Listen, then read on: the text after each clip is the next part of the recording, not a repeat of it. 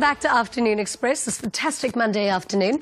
Now, it's important to talk about gender empowerment, to drive growth in different areas of society. Do you think that we've reached gender equality in the workplace? Well, today we are joined by the director of the Top Woman Awards and publication, Karla Fletcher, and she is here to tell us more. Karla, welcome to Afternoon Express. Thank you. Thanks for having me. Afternoon. Thank you. Now, tell me, why do you feel there was a need to come up with the idea of the Top Woman Awards?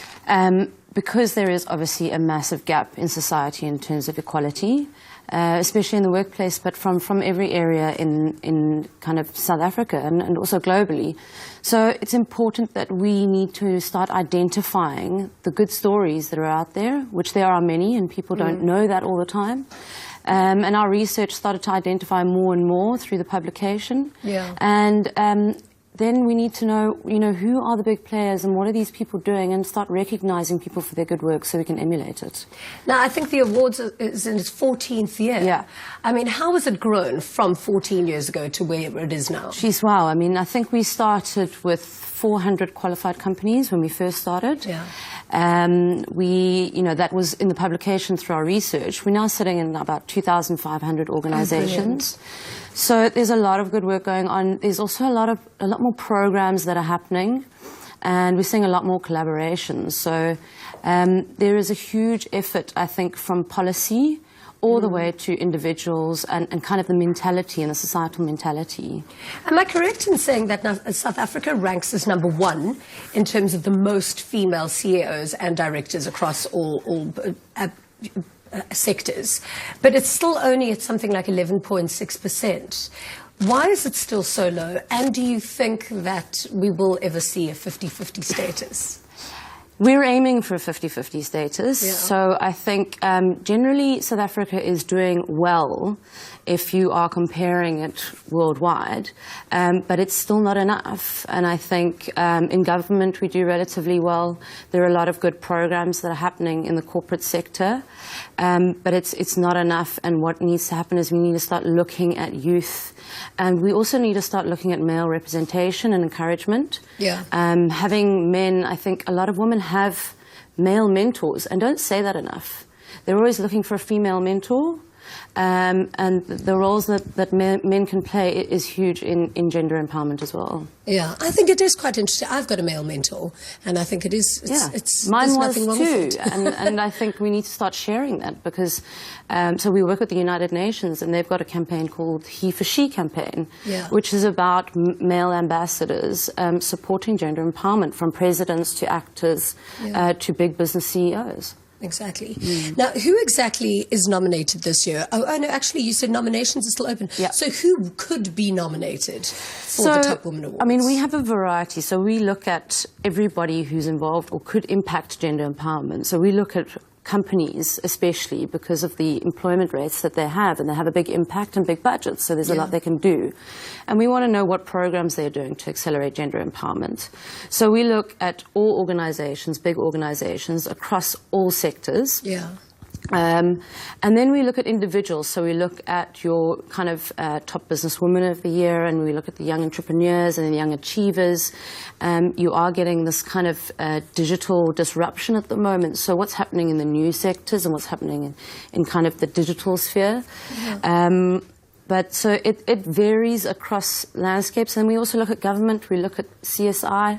So wherever you are in terms of gender empowerment, there's an opportunity to be recognized. And we would like people, I think the one thing I've realized and learnt over the years is women don't want to put their hand up often enough to be recognized. But are they nominating themselves, or are other people nominating them? It's a combination. So there are organizations that we have research on, and we say to them, look, we've researched you, and what you're doing is really great, and we want you to submit your programs and tell us what you're doing. And then we have campaigns externally where we say to women, hey, you're doing great work, come and get recognized for an award, because look what it does for your business. Yeah. People want to work with award-winning businesses.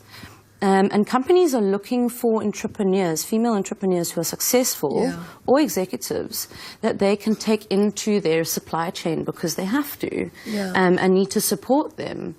So it really, there is an opportunity across spectrums for people to be recognised. And the future is so bright for a woman now if you do have, you know, that entrepreneurship qualities and an interest in business. What's the vetting process like? Because it's got to be really credible, I'm sure. And you must get so many nominees in. How do you guarantee that the people coming through are legit? So, I mean, we do turn people and organisations away. Obviously, and this year we've had an outstanding amount of interest and applications. And in terms of the organisations, a lot of the research is done ourselves, and there's a lot of data that we look at. So we look at things like turnover, and we look at their percentage of employees, of staff, and how many women they have and what they spend. And then it goes through, so we do a short list internally, and then it goes through a vetting process externally, where we have judges, which are, you know, professors and advocates and captains of industry and previous winners. So we have, and they really test us and put us to the test. So if we're not, if they think we're not cutting it the one year, we've got to improve the benchmark the following year for being rather cutthroat. And people submit via videos and give us, you know, the best thing that we look for is what's your impact really been? And that's the outcome of what we want to know, not just that, you know, you started a company and are running it greatly.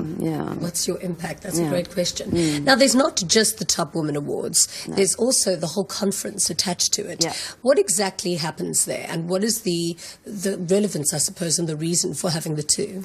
So when you're recognizing companies, it's great, and people say to us, you know, it's fantastic. But what have these guys really done, and how do they do it? Because success breeds success. And I want to learn how, if I'm Anglo-American and I'm in mining, and how I've managed to employ more women or put them through a skills program or been able to, you know, affect a community where women abuse isn't happening anymore. And I want to do the same thing in Anglo-American, for example. I'm just giving an example. I'm not saying that they have. How do we emulate that? And so the conference is there to look at all stakeholders in terms of government, in terms of individuals, business owners, and big captains of industry to collaborate and talk around those successful policies or programs that they've implemented through the awards. But we've also taken it a step further, so we're working with Standard Bank as well. Standard Bank is our major owning sponsor of the whole brand, and they're working with us, and we're partnering with them, and they've got an accelerator program in the Standard Bank Incubator Hub. So we're going to be using the conference to bring some entrepreneurs and award winners and big industry together to see how we can get some more mentorship going, how we can get more entrepreneurs developed. What an amazing opportunity to network. And the women are, when they network, they really do buzz. It hums. It's like electricity in that room. It does not stop. Somebody like Jenna Clifford will come on, and she puts on like this big loud song before she gets on, and it's like a bit of rock star. And then you've got the big players like Tuli Madansela. So it's a lot of fun, and you get a lot out of it. And what a great awards! I mean, fantastic! Thank you so much for all of the work that you do. Thank you so much for chatting to us as well. Thank you. Now, the closing date for these prestigious awards is the 21st of July. To enter, visit www.topwoman.co.